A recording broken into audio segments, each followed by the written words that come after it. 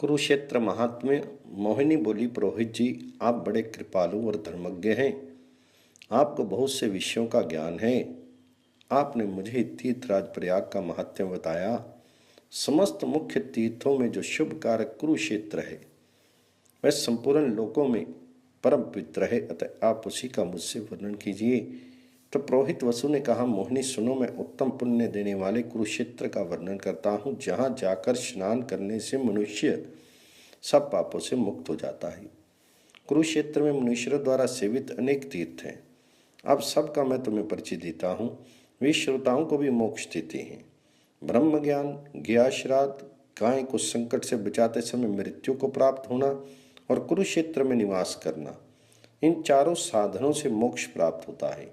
सरस्वती और दृष्टवती, इन दोनों देव नदियों के बीच का जो देश है उसे देव सेवित ब्रह्म आवर्त कुरुक्षेत्र कहते हैं। जो दूर रहकर भी मैं कुरुक्षेत्र में जाऊंगा और वहीं निवास करूंगा इस प्रकार सदा कहा करता है, वह भी पापों से मुक्त हो जाता है। जो धीर पुरुष वहाँ सरस्वती के तट पर निवास करेगा उसे निसंदेह ब्रह्म ज्ञान प्राप्त होगा। देवता, महर्षि और सिद्धगण कुरुक्षेत्र का सेवन करते हैं। उनके सेवन से मनुष्य अपने आप में ही ब्रह्म का साक्षात्कार करता है। पहले उस स्थान पर पुण्य में ब्रह्म सरोवर प्रकट हुआ, तत्पश्चात वहाँ परशुराम कुंड हुआ और उसके बाद वह कुरुक्षेत्र के नाम से प्रसिद्ध हुआ। पूर्व काल में ब्रह्मा जी ने जिसका निर्माण किया था वह सरोवर आज भी वहाँ स्थित है। तदनंतर जो ये ब्रह्म वेदी है वह उसकी ब्रह्म बाह्य दिशा में स्थित है। मुनिवर मार्कंडे ने जहाँ उत्तम तपस्या की वहाँ प्लक्ष पाकर के वृक्ष से प्रकट होकर सरस्वती नदी आई है। धर्मात्मा मुनि ने सरस्वती का पूजन करके उनकी स्तुति की। वहाँ उनके समीप जो तालाब था उसको अपने जल से भरकर सरस्वती नदी पश्चिम दिशा की ओर चली गई। तदनंतर राजा कुरु ने आकर चारों ओर से उस क्षेत्र को हल से जोता। उसका विस्तार 5 योजन का था। वहाँ दया, सत्य और क्षमा आदि गुणों का उद्गम है। तभी से समंत पंचक नामक क्षेत्र को कुरुक्षेत्र कहा जाने लगा। यहाँ स्नान करने मात्र वाले मानव अक्षय पुण्य लाभ करते हैं और वहाँ मरे हुए लोग विमान पर बैठकर ब्रह्मलोक में जाते हैं। कुरुक्षेत्र में उपवास, दान, होम, जप और देव पूजन, ये सब अक्षय भाव को प्राप्त होते हैं। कुरुक्षेत्र की ब्रह्मवेदी में मरे हुए मनुष्य फिर इस संसार में जन्म नहीं लेते।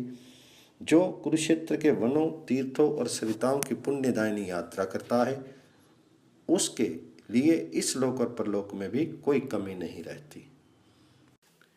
मोहिनी ने पूछा, विप्रवार, कुरुक्षेत्र में कौन कौन से वन हैं और कौन सी शुभ कारक सरिताएं हैं? संपूर्ण सिद्धियों को देने वाली कुरुक्षेत्र यात्रा की विधि मुझे क्रम से बताइए। अत्यंत पुण्यदायक कुरुक्षेत्र में जो जो तीर्थ हैं उन सब का मुझसे वर्णन कीजिए। तो पुरोहित वसु जी बोले, मोहिनी, पवित्र काम्यक वन, महान अदिति वन, पुण्यदायक व्यास वन, फल्की वन, सूर्यवन, पुण्य में मधुवन और सुविख्यात सीतावन, कुरुक्षेत्र में ये 7 वन हैं और उन वनों में अनेक तीर्थ हैं। पुण्य श्रीला सरस्वती नदी, वैतरणी नदी, पुण्य में मंदाकिनी गंगा, मधुस्त्रवा, दृश्यवती, कोशकी और पुण्य में हिरण्यवती नदी। इनमें सरस्वती नदी को छोड़कर सब नदियाँ केवल वर्षा काल में बहने वाली हैं। इनका जल स्पर्श करने, पीने एवं नहाने के लिए सदा पवित्र माना गया है। पुण्य क्षेत्र के प्रभाव से इसमें रसलापन का दोष नहीं आता। पहले महाबली द्वारपाल रंतुक के समीप जाकर यक्ष को प्रणाम करके वहाँ की यात्रा प्रारंभ करें। तदनंतर पुण्य में महान अदिति वन में जाएं। यदि नारी वहाँ स्नान करके देव माता अदिति की पूजा करे तो वह समस्त शुभ लक्षणों से युक्त और महान शूरवीर पुत्र को जन्म देती है। वहाँ से भगवान विष्णु के परम उत्तम विमल नाम से विख्यात तीर्थ स्थान को जाए, जहाँ भगवान श्री हरि सदा विद्यमान रहते हैं। जो मनुष्य विमल तीर्थ में स्नान करके भगवान विमलेश्वर का दर्शन करता है वह विमल होकर देवादिदेव चक्रधारी भगवान विष्णु के लोक को प्राप्त कर लेता है। वहाँ भगवान श्री हरि और बलदेव जी को एक आसन पर बैठे देखकर मनुष्य सब पापों से तत्काल मुक्त हो जाता है।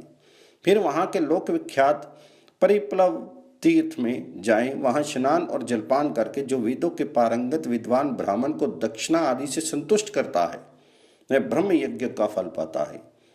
जहाँ कोष्की नदी का पाप नाशक संगम है वहां भक्ति पूर्वक स्नान करके मनुष्य प्रिय जनों का संग पाता है।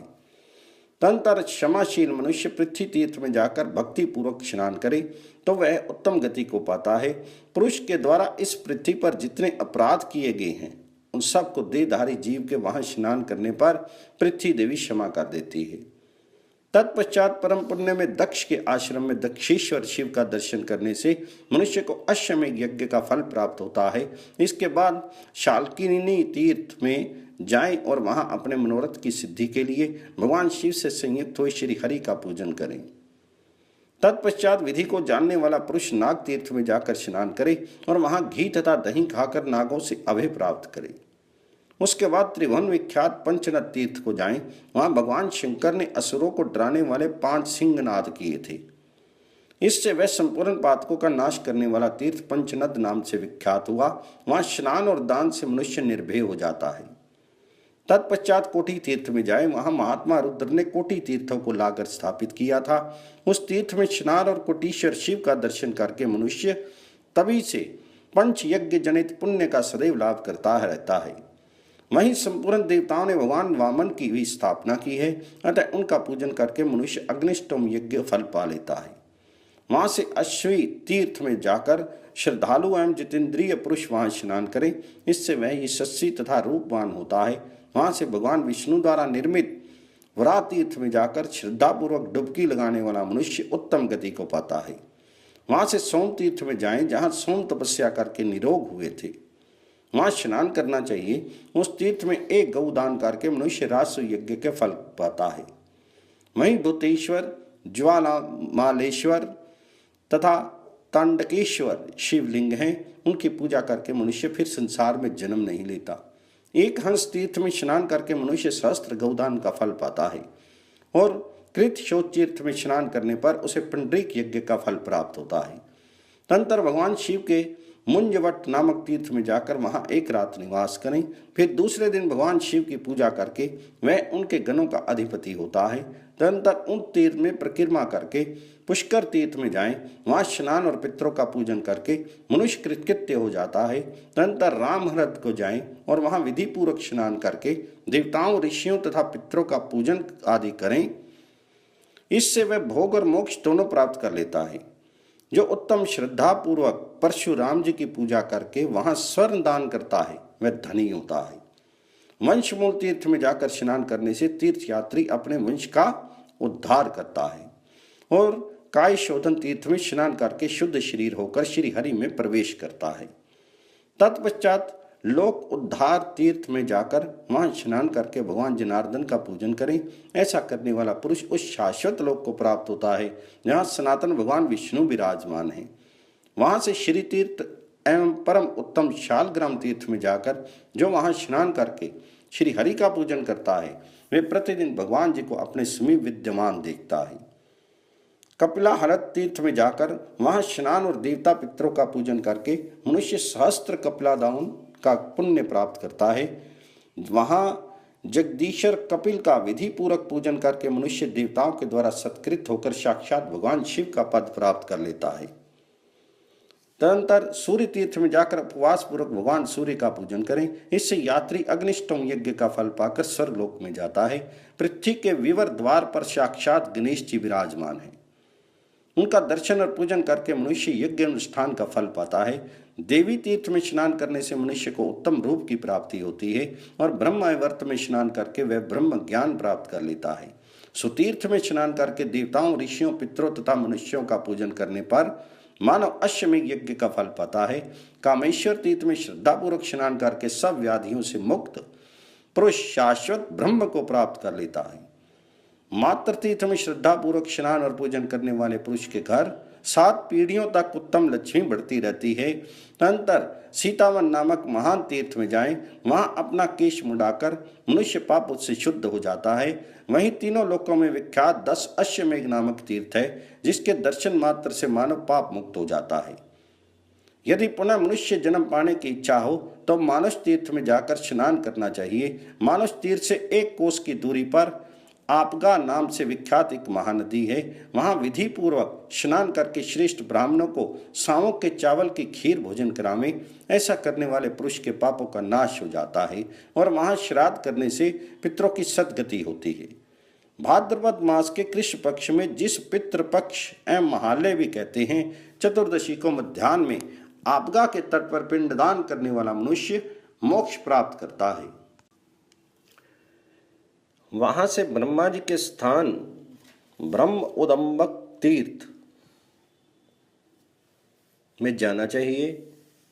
वहां ब्रह्म ऋषियों के कुंडों में स्नान करके मनुष्य सोमयाग का फल पाता है। वृद्ध केदारक तीर्थ में दंडी सहित स्थानों की पूजा करके कलशी तीर्थ में जाएं, जहां साक्षात अंबिका देवी विराजमान हैं। वहां स्नान करके अंबिका जी की पूजा करने से मानव भाव सागर के पार हो जाता है। सरक तीर्थ में कृष्ण पक्ष की चतुर्दशी को भगवान महेश्वर का दर्शन करके श्रद्धालु मनुष्य शिव धाम में जाता है। सरक में 3 करोड़ तीर्थ हैं। सरोवर के मध्य में जो कूप है उसमें कोटि रुद्रों का निवास है। जो मानव उस सरोवर में स्नान करके उस कोटि रुद्रों का स्मरण करता है, उनके द्वारा वे करोड़ों रुद्र पूजित होते हैं। वहीं इहास्पद नामक तीर्थ है जो सब पापों का नाश करने वाला है। उस तीर्थ में जाकर उसके दर्शन मात्र से मानव मोक्ष प्राप्त कर लेता है। वहां के देवताओं और पितरों का पूजन करके वह कभी दुर्गति में नहीं पड़ता और मनचाही वस्तुओं को प्राप्त कर लेता है। केदार नामक महातीर्थ मनुष्य के सब पापों का नाश कर देता है। वहां स्नान करके पुरुष सब दानों का फल पाता है। सरक से पूर्व दिशा में अन्य जन्म नाम से विख्यात तथा स्वच्छ जल से भरा हुआ एक सरोवर है, जहाँ भगवान विष्णु और शिव दोनों स्थित हैं। भगवान विष्णु तो वहाँ चतुर्भुज रूप से विराजमान है और भगवान शिव लिंग रूप में स्थित हैं। वहाँ स्नान करके उन दोनों का दर्शन और स्तवन करने पर मनुष्य मोक्ष प्राप्त कर लेता है। तदनंतर नागहृद में जाकर स्नान करें। वहाँ चैत्र शुक्ला पूर्णिमा को श्राद्ध का दान करने वाला पुरुष यमलोक नहीं देखता, उसे मोक्ष प्राप्त हो जाता है।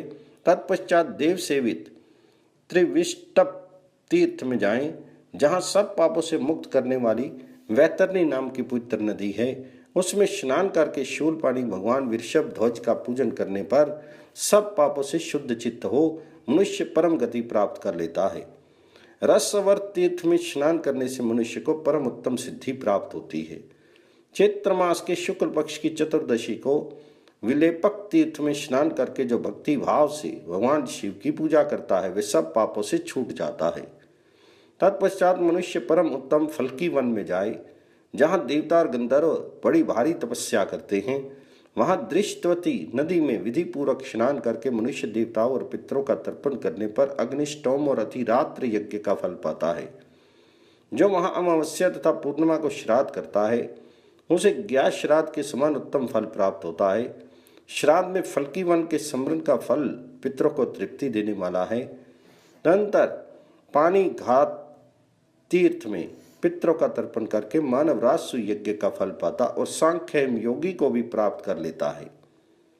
तत्पश्चात मिश्रक तीर्थ में विधि पूर्वक स्नान करके मनुष्य संपूर्ण तीर्थों का फल का भागी होता है और उत्तम गति पाता है। वहां से व्यास वन में जाकर जो मनोजव तीर्थ में स्नान और मनीषी प्रभु का दर्शन करता है, वह मन चाही वस्तु प्राप्त कर लेता है। तदनंतर मधुवन में जाकर देव तीर्थ में स्नान करके शुद्ध हुआ मनुष्य देवताओं तथा ऋषियों की पूजा करके उत्तम सिद्धि मोक्ष प्राप्त कर लेता है। कोशकी संगम तीर्थ में जाकर दृष्टवती नदी में स्नान करने वाला पुरुष यदि नियमित आहार करके नियम पूर्वक रहे तो सब पापों से मुक्त हो जाता है। वहां से व्यास स्थली को जाए, वहां जाने से मनुष्य शोक का भागी नहीं होता। किंदुषु कूप में जाकर वहां शेर भर तिल दान करके मानव परम सिद्धि प्राप्त करता है और मरने पर मुक्त हो जाता है। आहन और मुदित ये 2 तीर्थ भूतल पर विख्यात हैं। इसमें स्नान करके शुद्ध चित्त हुआ मानव सूर्य लोक को प्राप्त कर लेता है। तदनंतर मृगमुच्य तीर्थ में जाकर जो गंगा को प्रणाम करके स्थित होता है, वह महादेव जी का पूजन करके अश्वमेध यज्ञ का फल पाता है। इसके बाद तीनों लोकों में विख्यात वामन तीर्थ में जाएं, जहां बलि के यज्ञ में उनके राज्य को हार लेने की इच्छा से भगवान वामन का प्रादुर्भाव हुआ था। वहां विष्णु पद में स्नान और वामन जी का पूजन करके सब पापों से शुद्ध चित्त हुआ मनुष्य भगवान विष्णु के लोक में प्रतिष्ठित होता है। वहीं सब पातकों का नाश करने वाला ज्येष्ठ आश्रम तीर्थ है। ज्येष्ठ शुक्ला एकादशी को उपवास करके दूसरे दिन द्वादशी को वहां विधि पूर्वक स्नान करने वाला पुरुष मनुष्य में श्रेष्ठता प्राप्त कर लेता है। उस तीर्थ में किया हुआ श्राद्ध पितरों को अत्यंत संतोष देने वाला होता है। वही सूर्य तीर्थ है, उसमें स्नान करके मानव सूर्यलोक का भागी होता है। कुलोतारन तीर्थ में जाकर स्नान करने वाला पुरुष अपने कुल का उद्धार करके कल्प पर्यंत स्वर्गलोक में निवास करता है। पवन कुंड में स्नान करके भगवान महेश्वर का दर्शन करने से मनुष्य सब पापों से मुक्त होकर भगवान शिव के धाम में जाता है। हनुमत तीर्थ में स्नान करके मानव मोक्ष प्राप्त कर लेता है। राज ऋषि सालहोत्र के तीर्थ में स्नान करने से सब पाप दूर हो जाते हैं। सरस्वती के श्री कुंभ नामक तीर्थ में स्नान करके यज्ञ का भागी होता है। नैमिष कुंड में स्नान करने से नैमिष शरण में स्नान का पुण्य प्राप्त होता है। वेदवती तीर्थ में स्नान करके नारी सती धर्म के पालन का पुण्य प्राप्त कर लेती है। ब्रह्म तीर्थ में स्नान करने से मनुष्य ब्रह्मत्व प्राप्त करता है और ब्रह्मा जी के उस परम धाम में जाता है जहां जाकर कोई शोक नहीं करता। सोम तीर्थ में स्नान करके मनुष्य स्वर्गीय गति प्राप्त कर लेता है। सप्तसार सत तीर्थ में जाकर स्नान करने वाला मनुष्य मोक्ष का भागी होता है। सब सारस्वत तीर्थ वह स्थान है जहां सातों सरस्वती को धाराओं का भली भांति संगम हुआ है। उन सब के नाम इस प्रकार हैं: सुप्रभा, कांचनाक्षी, विशालाक्षी, मनोहरी, सुनंदा, सुवेनु तथा सातवीं विमलोदा। इसी प्रकार ओशनस तीर्थ में स्नान करके मनुष्य सब पापों से छूट जाता है। कपाल मोचन में स्नान करके ब्रह्म हत्यारा भी शुद्ध हो जाता है। विश्वामित्र तीर्थ में स्नान करने वाला मानव ब्रह्मत्व प्राप्त कर लेता है। तदंतर पृथुदक तीर्थ में स्नान करके तीर्थ सेवी पुरुष भावबंधन से मुक्त हो जाता है और अवकीर्ण में स्नान करने से उसे ब्रह्मचर्य का फल मिलता है। जो मधुस्त्राव में जाकर स्नान करता है वह पातकों से मुक्त हो जाता है। विशिष्ट तीर्थ में स्नान करने से विशिष्ट लोक की प्राप्ति होती है। अरना संगम में स्नान करके 3 रात उपवास करने वाला मनुष्य पुनः स्नान करके मोक्ष का भागी होता है। वहाँ दूसरा सोम तीर्थ है, उसमें स्नान करके चित्र शुक्ला षष्ठी को श्राद्ध करने वाला पुरुष अपने पितरों का उद्धार कर देता है। पंचवट में स्नान करके योग मूर्तिधारी भगवान शिव की विधि पूर्वक पूजा करने से मानव देवताओं के साथ आनंद का भागी होता है। कुरुतीर्थ में स्नान करने वाला मनुष्य संपूर्ण सिद्धियों को पा लेता है। स्वर्ग द्वार में गोता लगाने वाला मानव स्वर्ग लोक में पूजित होता है। अनरक तीर्थ में स्नान करने वाला पुरुष सब पापों से छूट जाता है। तदनंतर उत्तम काम्यक वन में जाना चाहिए, जिसमें प्रवेश करते ही सब पाप राशियों से छुटकारा मिल जाता है। फिर आदित्य वन में जाकर आदित्य के दर्शन से ही मानव मोक्ष का भागी होता है। रविवार को वहां स्नान करके मनुष्य मनोवांछित फल पा लेता है और यज्ञोपवीत की तीर्थ में स्नान करके वह स्वधर्म फल का भागी होता है। तत्पश्चात श्रेष्ठ मानव चतुप्रभा नामक तीर्थ में स्नान करे। इससे वह संपूर्ण तीर्थों का फल पाकर स्वर्गलोक में देवता की भांति आनंदित होता है। विहार तीर्थ में स्नान करने वाला पुरुष सब प्रकार के सुख पाता है। दुर्गा तीर्थ में स्नान करके मानव कभी दुर्गति में नहीं पड़ता। तदनंतर पितृतीर्थ नाम के सरस्वती कूप में स्नान करके देवता आदि का तर्पण करने वाला पुरुष उत्तम गति को पाता है। प्राची सरस्वती में स्नान और विधि पूर्वक श्राद्ध करके मनुष्य दुर्लभ कामनाओं को प्राप्त कर लेता है और शरीर का अंत होने पर वह स्वर्गलोक में जाता है। शुक्र तीर्थ में स्नान करके श्राद्ध दान करने वाला पुरुष अपने पितरों का उद्धार कर देता है। विशेषता चैत्र मास के कृष्ण पक्ष में अष्टमी या चतुर्दशी तिथि को वहाँ श्राद्ध करना चाहिए। ब्रह्म तीर्थ में उपवास करने वाला पुरुष निसंदेह मोक्ष का भागी होता है। तदनंतर स्थानु तीर्थ में स्नान करके स्थानु वट का दर्शन करने से कुरुक्षेत्र की यात्रा पूरी हो जाती है। मैंने तुम्हें कुरुक्षेत्र का महात्म्य ठीक ठीक बताया है। कुरुक्षेत्र के समान दूसरा कोई तीर्थ नहीं हुआ है, ना होगा। वहाँ किया हुआ इष्ट पूर्त कर्म, तप, विधि पूर्वक होम और दान आदि सब कुछ अक्षय होता है। मनवादी तिथि, युगादि तिथि, चंद्र ग्रहण, सूर्य ग्रहण, महापात, व्यतिपात, संक्रांति तथा अन्य पुण्य पर्वों के दिन कुरुक्षेत्र में स्नान करने वाला पुरुष अक्षय फल का भागी होता है। महात्मा पुरुषों के कलयुग जनित पापों का शोधन करने के लिए ब्रह्मा जी ने सुखदायक कुरुक्षेत्र तीर्थ का निर्माण किया है। जो मनुष्य इस पापनाशक पुण्य कथा का भक्ति भाव से श्रवण अथवा कीर्तन करता है वह भी सब पापों से छूट जाता है। जो मनुष्य सूर्य ग्रहण के समय कुरुक्षेत्र में जो जो वस्तुएं देता है उसी उसी को वह सदा प्रत्येक जन्म में पाता है। ब्रह्मपुत्री मोहिनी, बहुत कहने से क्या लाभ, मेरा निश्चित विचार सुनो। यदि कोई संसार बंधन से मुक्त होना चाहे तो उसे कुरुक्षेत्र का सेवन ही करना चाहिए।